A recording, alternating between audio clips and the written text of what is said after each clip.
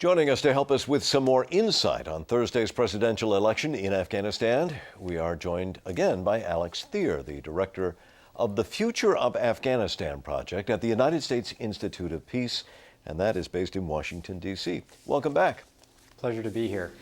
There were fresh reports today about efforts by the Taliban to try to intimidate Afghans into not voting. Can Afghanistan hold a broad-based election that will be viewed as legitimate under these conditions?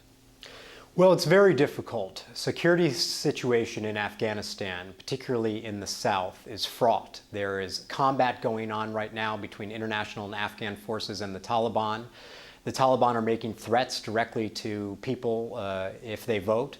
And so people simply getting out to the polls is a challenge. Some 1,200 polling stations out of 7,000 in Afghanistan were declared too dangerous just a few weeks ago and were moved or closed.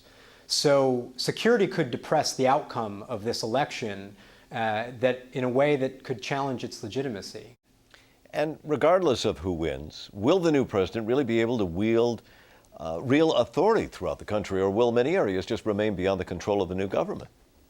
Well, I think that those things are intricately related. I think that the next president of Afghanistan, whether it's Hamid Karzai or one of his challengers, is going to have a new mandate to take Afghanistan in a direction away from the problems that it has been facing over the last 4 or 5 years, the growth of the insurgency. Certainly, the Obama administration is also trying to turn over a new leaf. I think there are two keys to an improved strategy. The first is obviously increased security, and that's not only about killing insurgents, but also about making the Afghan population feel more secure. And it's about justice. It's about rooting out the problems of corruption that have turned many Afghans away from the government. No matter who wins, is it likely to change the nature and the duration of the American mission there? Well, I do think that the outcome of this election could have a serious impact on the American engagement in Afghanistan. Ultimately, leadership from the top is going to be necessary from the Afghan side to clearly turn things around.